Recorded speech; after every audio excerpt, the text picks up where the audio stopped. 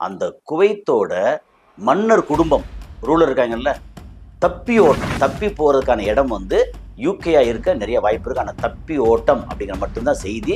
அது தப்பும் போது எங்க போனாங்கன்னு தெரியாது. ஆனா வாய்ப்பு வந்து யூகே. ஆனா தப்புனது உண்மை. அதுக்கான குவைத் அண்டு பஹ்ரைன் இந்த ரெண்டையும் தரைவழி தாக்குதல தரைப்படை, அது ஈரானோட தரைப்படை உள்ள வந்து அதை கேப்சர் பண்ணி ஈரானோட அங்கமாம் அறிவிக்க போறாங்க. அப்படியா? ஆமா, முக்கியமான செய்தி சார். பஹ்ரைனும் துபையும் குவைத்தும் வேற. ஆமா, அவங்க அமெரிக்கர்கள் தான். அவங்க அமெரிக்காவுடைய தீவிர பிராக்சிகள். ஆமா, வேற வழி கிடையாது.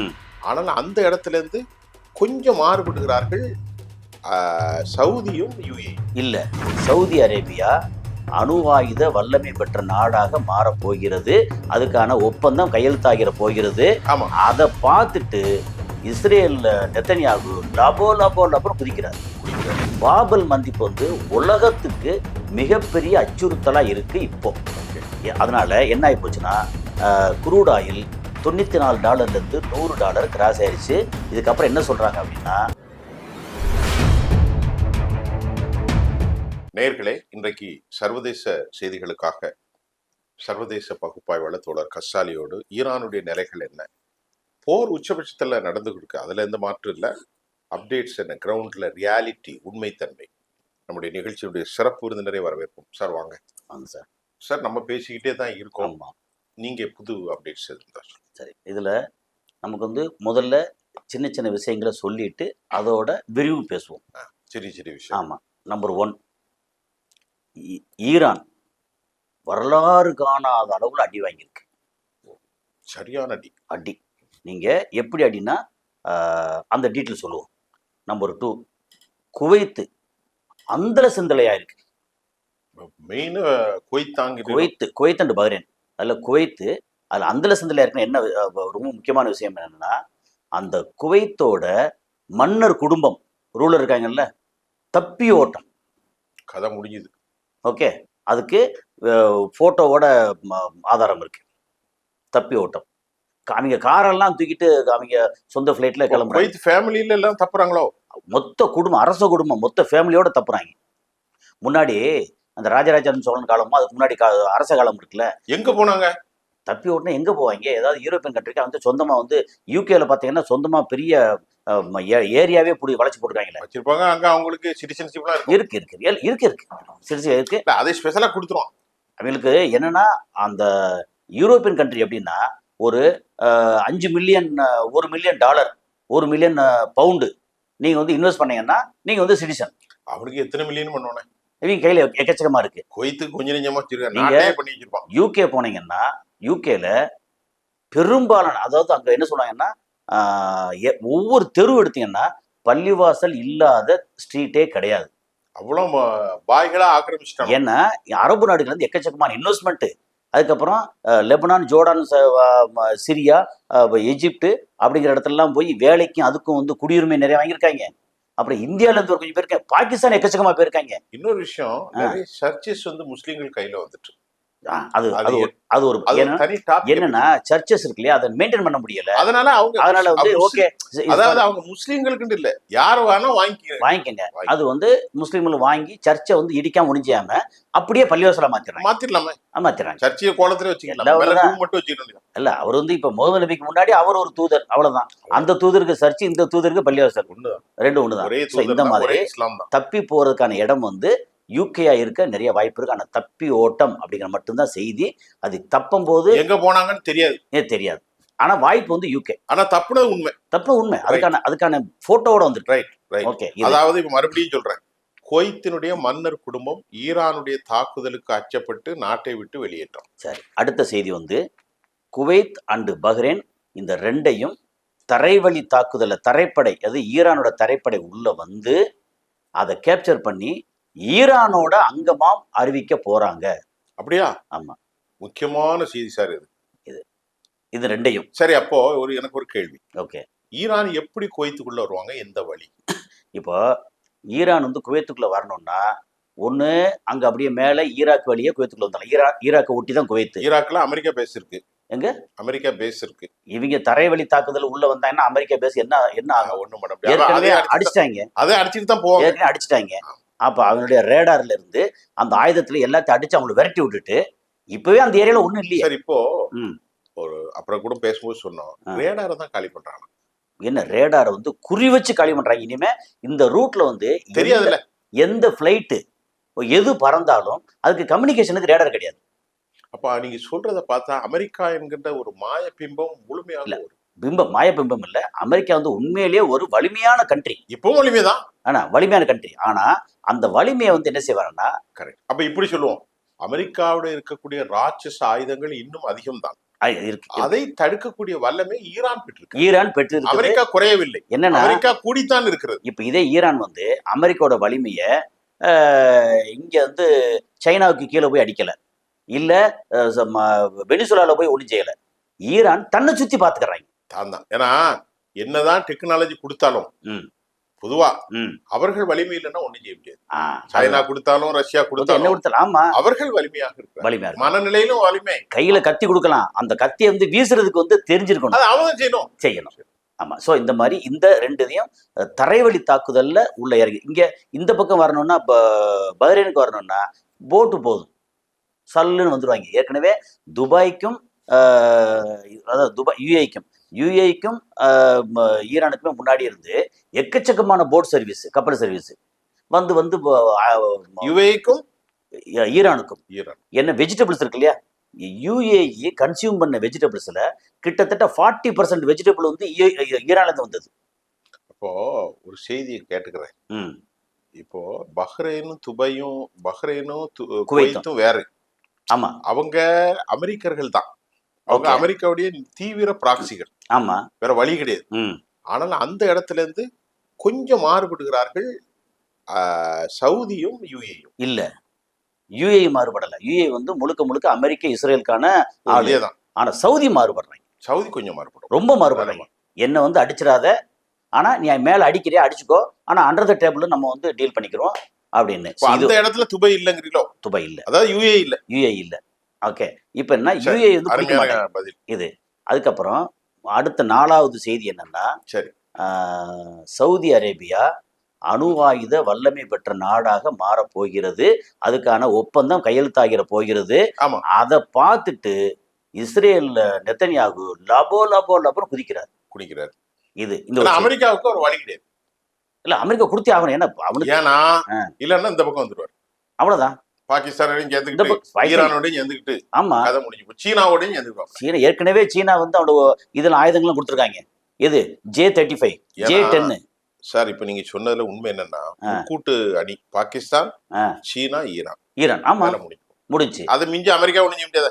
இப்போ 5வது பாயிண்ட் என்னன்னா, பாபல் மந்திப் வந்து க்ளோஸ் பண்ணி, இது நம்ம பாபல் மந்திப் செங்கடல் அதுல பாபல் மந்திப்பை வந்து ஹவுதிகள் க்ளோஸ் பண்ணி 2 சவுதி அரேபியா ஆயில் டேங்க் வந்து அடிச்சிட்டாங்க. அது வந்து லைவ் நியூஸ் வந்துருச்சு. ஓகே, CNN இருந்து இதுல இருந்து டைம்ஸ் ஆஃப் இஸ்ரேல் வரைக்கும் வந்துருச்சு. பாபல் மந்திப்ல எந்த கப்பல்? சவுதி அரேபியாவோட எண்ணெய் கப்பல். சவுதி படமே வந்துட்டு இல்ல, படம் வீடியோலாம் வந்துருச்சு. அது இல்லாம இந்திய கப்பல் எண்ணெய் ஏத்திட்டு 3 நாளைக்கு முன்னாடி வந்தது யூட்டர்ன் பண்ணிருச்சு. சீனா கப்பல் வந்துருக்கு. சீனா கப்பல் 3 கப்பல் அதுவும் வந்து இங்க வந்திருக்கும் போது இத பொருளை ஏத்திட்டு வரக்கூடிய அந்த கப்பல் வந்து கல்ஃப் ஆஃப் ஏடன்ல யூட்டர்ன் பண்ணிச்சு. உள்ளுக்குள்ள வந்து செங்கடல்ல யூட்டர்ன் பண்ணிச்சு. சைனாவுக்கும் அலௌடு இல்ல. எதுனா ஆனா அவங்க தாக்கிறாங்க, நாங்க திரும்பிறோம்னு சொல்லிருப்பாங்க. இல்ல, சைனாவுக்கும் அலௌடு இல்லை. என்ன தெரியுமா, அவங்க சொன்னதே சவுதி அரேபியால இருந்து சவுதி அரேபியாவுக்கு போகவோ சவுதி அரேபியால இருந்து வரவோ எந்த கப்பலுக்கும் அனுமதி இல்லை, அது ஈரான் கப்பலா இருந்தாலும். அப்படி சவுதிக்கு சவுதி டச்சே வரக்கூடாது. ஏன்னா அவங்க இறந்தது எவ்வளவு தெரியுமா சார்? எவ்வளவு? 1,50,000 பேர். 1.5 லட்சம் பேர். 1,50,000 பேர் உயிர்ல 22 மில்லியன் பீப்புள் இன்னைக்கும் எதிர்பார்த்து வறுமையிலே இருக்கிற காரணம். நான் பாத்துருக்கேனே, நான் நேர போய் பார்த்துருக்கேன். ஏடன்ல போய் பார்த்துருக்கேனே. வறுமை அது அந்த ஏடன்ல பார்க்கும்போது அந்த விஷயத்தை நான் சொல்லிடுறேன். அங்க வந்து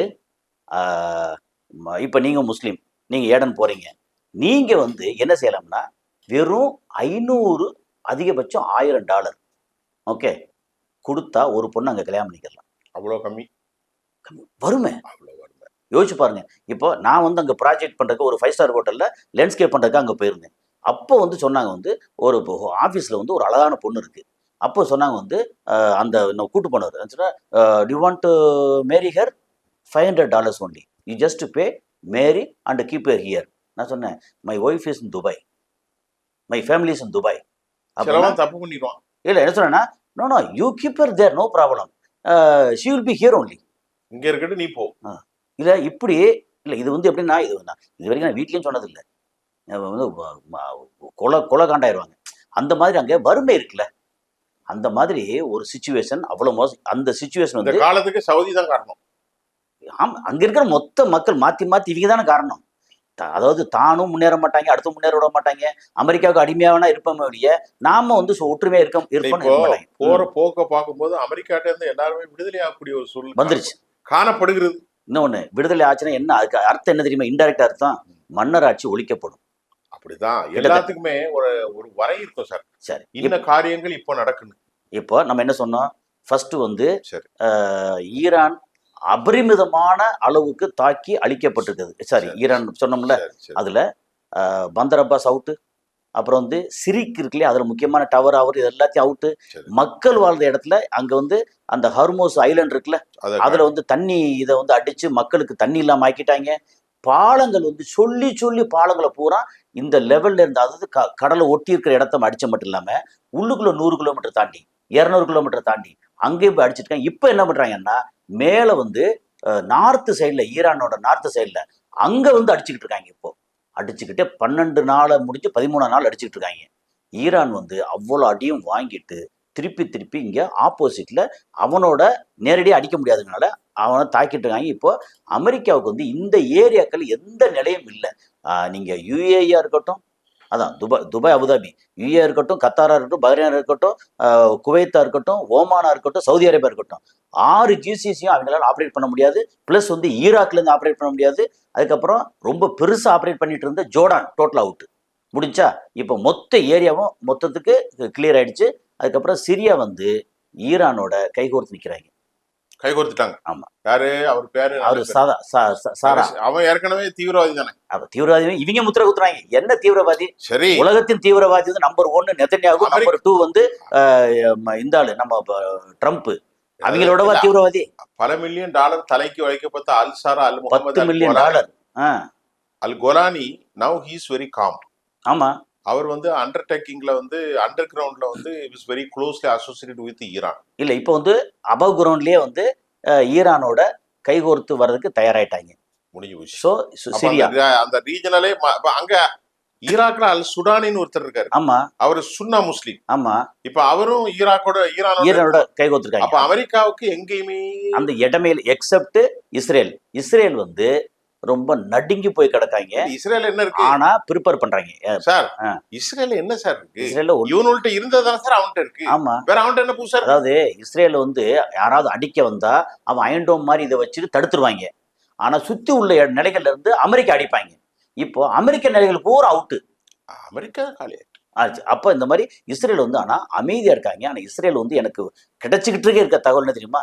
இஸ்ரேல் அணு ஆயுதம், அதாவது பெரிய அளவுக்கு இல்லாம சின்ன அளவுக்கு ஒரு 5 கிலோ 10 கிலோ அந்த அளவுக்கு பெரிய. அது என்னன்னா அதோட டயாமீட்டர், அடிச்ச டயாமீட்டர் இருக்குல்ல, அது 25 கிலோமீட்டர் 20 கிலோமீட்டர் பதிலா 5 கிலோமீட்டர். அப்படி ஒருவேளை அவன் யூஸ் பண்ண மாட்டான், பண்ணிட்டான்னு வைங்க, உலகத்திலிருந்து அப்புறப்படுத்தப்படும் பெரிய சக்திக்கு பிரச்சனை. அந்த இடத்துல இருக்காங்க. இப்ப நெதன்யாகு தான் போற நிலைமை வந்துருச்சு அப்படின்னா இதை போட்டுட்டு தான் போவான்.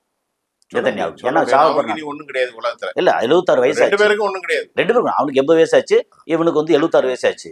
சோ அந்த மாதிரி இதை வந்து நமக்கு தகவல் வந்துகிட்டே இருக்கு. சரி, ஓகே, இது ஒண்ணு. இப்ப இன்னைக்கு செய்தி என்ன இறுதியாக? இல்ல அதான் இதுல வந்து பாபல் மந்திப்பு வந்து உலகத்துக்கு மிகப்பெரிய அச்சுறுத்தலா இருக்கு இப்போ. ஓகே, அதனால என்ன ஆகி போச்சுன்னா குரூட் ஆயில் $94 இருந்து $100 கிராஸ் ஆயிடுச்சு. இதுக்கப்புறம் என்ன சொல்றாங்க அப்படின்னா 120, 130, 150, ஏன் $200 வரைக்கும் வர வாய்ப்பு இருக்கு. அப்ப அமெரிக்காக்காரனால இங்க ஒண்ணுமே பண்ண முடியாது. இங்க ஏன்னா அவன் நாட்டும் பிரச்சனை ஆயிரும், யூரோப்பாவிலையும் பிரச்சனை ஆயிரும், மத்திய கிழக்குலயும் பிரச்சனை. இதுல அமெரிக்காவுக்கு பொருளாதாரமே இவங்கள்ட்ட தான் வருது. இங்க இப்ப இன்னொன்னு ஈரான் என்ன சொல்றாங்க, இந்த பக்கம் டியூகோ கார்சியா வந்து 4000 கிலோமீட்டர் தூரத்துல அடிச்சவன் இந்திய இப்ப பெருங்கடல் அந்த பக்கம் திரும்பி என்ன செய்யறான், யூரோப்பியன் கண்ட்ரி வச்சு நீ வந்து என்னை அடிக்கிறதுக்கு உன் தளத்தை கொடுத்தேன்னா ஓ நாடே நான் அடிப்பேன். சார் ஒரு சின்ன சார் கை காட்டின்னு இருக்குல்ல, ஆமா இந்த கை காட்டி இந்த பக்கம் டியூகோ, ஆமா அப்படியே திருப்புங்க யூரோப், யூரோப். முடிஞ்சு போச்சு. அப்ப 4000 கிலோமீட்டர் வந்து என்னால இப்ப போக முடியும். 4000 இருக்கோ கூட இருக்க யாருக்கும் தெரியும் இல்ல கூட இருக்கிறது 11,000 கிலோமீட்டர் கையில ஒரு 8-10 வச்சிருக்கதா தகவல் வந்துகிட்டே இருக்கு. முன்னாடி இருந்து நான் 3-4 மாசம் சொல்லிட்டு இருக்கேன். எனக்கு அந்த மாதிரி சில உள்ளது வர நிறைய தேடுறோம்ல, அதுல கிடைக்கிற தகவல், அதுல சில ஃபேக்கு சில உண்மை எல்லாம் இருக்கு. அப்போ யூரோப்பியன் கண்ட்ரியில வந்து யூகே, பிரான்ஸ், ஜெர்மனி இவங்க வந்து ஓகே சொல்லியிருக்காங்க. பிரான்ஸ் முதல்ல நோன் சொன்னவங்க ஓகே சொல்லிட்டாங்க. ஆனா இட்டாலி வந்து நோன் சொல்லிட்டாங்க. எங்க இடத்த எங்க தளத்தை பயன்படுத்தாத. இப்ப யூரோப்ல எல்லாரும் கூட்டாலாம் இத்தாலியை தவிர. Italy, Spain. ஸ்பெயினை விட்டுருங்க, அங்கதான் இருக்காங்க. இப்ப பிரான்ஸ் ஓகே, பிரான்ஸ் வந்து முதல்ல நோன் சொன்னவன் இப்போ ஓகே சொல்லியிருக்கான். ஆனாலும் என்ன அந்த அழுத்தத்தினால, ஏன்னா அவன் வந்து ஏதாவது காசு கொடுப்பான்ல, ஏதோ அழுத்தம். இப்ப கடைசி நிலவரம் வரும்போது டக்குனு ஸ்கிப் ஆகிறதுக்கும் வாய்ப்பு இருக்கு. என்ன சொல்ல முடியாது. யூரோப்பியன் கண்ட்ரி மொத்தத்துக்கும் அவங்க உட்காந்து கூடி பேசுறாங்க. ஏன்னா நேட்டோ நாடு இருக்குல்ல, ஒரு பக்கம் ஈரான் வந்து நேட்டோ நாடு அடிக்க, இன்னொரு பக்கம் வந்து ரஷ்யா வந்து நேட்டோ நாடு அடிக்க, மொத்த யூரோப் நேட்டோ எல்லாம் வந்து சோழி முடிய போகுது நிலைமையில இப்போ செய்தி வந்து முக்கியமான செய்தி, நேட்டோ பரிதாபமான நிலைமையில் இருக்கு. 2 பக்கம் அடி வாங்க போகுதுன்னு அர்த்தம். சரி, இப்போ இன்னைக்கு நீங்க சொன்ன செய்திகள் ரொம்ப முக்கியம். ஈரான் வந்து முதல்ல நீங்க ஆரம்பிக்கும் போது சொன்னீங்க பெரும் சேதாரத்தை சந்தித்திருக்கிறது, உளவியல் ரீதியாகவும் ஆயுத ரீதியாகவும். மறுபடியும் நான் உங்கள்கிட்ட ஒரு விஷயத்த கன்ஃபார்ம் பண்றேன். நாட்டினுடைய உட்கட்டமைப்புகள் சீரழிக்கப்படுகிறது. அமெரிக்கர்களால் அவருடைய ராணுவ நிலைகளை தொடவே முடியல. அதற்கு காரணம் இயற்கை அவர்களுக்கு கொடுத்த மலைகளும் இயற்கையின் வரம். ஏன்னா நேற்று முன்தினம் கூட ஒண்ணு பேசினேன், GBU-57 60 அடி தான் போயிருக்கு, 60 மீட்டர் தான் போயிருக்கு. 60 மீட்டர் தான் போகும். 60 மொத்தம் 200 மீட்டர் சொன்ன 200 அடி. நான் சொன்ன 200 அடியில நம்ம மக்கள் புரிஞ்சிருக்காங்க. 200 அடி தான். ஆனா அது 60 அடி தான் போயிருக்கிறதுன்னு ஈரான் அறிவிச்சிட்டாங்க. வெடிக்காம கிடந்தது 60க்குள்ள போய் சிக்கிக்கிட்டான். எதுக்கு கேட்டேன்னா அது கிரானைட் மலைகளை ட்ரில் பண்ண முடியாது. இல்ல இன்னொரு அது அந்த GB-57 டீட்டெயில் மட்டும் இது சொல்லிடுவோம். என்ன அப்படின்னா, நார்மலா குண்டு வந்து ஏதாவது போகும்போது ஹார்டா ஒரு இடத்துல அடிச்ச உடனே வெடிச்சிடும், அதோட முடிஞ்சிருது. ஆனா இது எப்படின்னா, நீங்க வந்து மேல இருந்து கீழே போடுறாங்க, ஹார்டா இருக்கிற இடம் பூரா வந்து தொலைச்சிட்டு போகுது. அதுக்கப்புறம் எங்க தொலைச்சிட்டு போகும்போது ஒரு இடத்துல வந்து சாஃப்டா இருக்குன்னு வச்சுக்கோங்களேன், அங்க வெடிக்கும். ஏன்னா வெடிபொருள் வந்து மூக்குல இல்லாம பாடியில இருக்கு. சரி, இப்ப அது விஷயம் நமக்கு தெரியல. செய்திகள் அது 200 அடி கூட போகலங்கிறதா இல்ல, போகல, அது போகாது. ஏன்னா அங்க கிரானைட் மலையை ஓரளவுக்கு மேல வந்து உள்ள வந்து பெனட்ரேட் பண்ண முடியாது. 60 அடி 70 அடிங்கிறது சாதாரணம். ஆனால் இந்த 100 அடி 200 அடி போனாலும் அவர்களுக்கு ஒன்று பிள்ளை, அவர்கள் இருப்பது 500 அடிக்கு கீழ். 1200 1300 மலைகளே 10,000 அடி இருக்காங்க. ஒரு கருத்து சொல்றான், சில மலைகள் 8000 அடி இருக்கு, சில மலைகள் 7000 அடி இருக்காங்க. அதுல 60 அடி 200 அடி என்ன இருக்க முடியும்? இப்ப அமெரிக்கா ஒண்ணு சொல்லியிருக்கான், இல்ல நாங்க புதுசா ஒண்ணு வச்சிருக்கோம், அது 350 அடிக்கு போவோங்க. ஆனாலும் பிரயோஜனம் இல்லை, ஒன்னும் பிரயோஜனம் கிடையாது. அவ்வளவுதான் இன்னைக்கு செய்தி வந்து. சரி, இன்னைக்கு நம்ம வந்து இவ்வளவு பேசியிருக்கோம். மீண்டும் அடுத்த செய்திகள் அகழ்வாய்வுக்காக இன்னைக்கு தலைப்பு நல்லா இருக்கு, செய்திகளின் அகழ்வாராய்ச்சி, அகழாய்வு, ஆராய்ச்சி, ஆய்வு. மீண்டும் நேயர்களே, செய்திகள் அகழ் ஆய்வுக்காக பகுப்பாய்வாளர் தோழர் கசாலியோடு அடுத்த நிகழ்ச்சியில சந்திக்கிறேன். நன்றி சார். நன்றி சார்.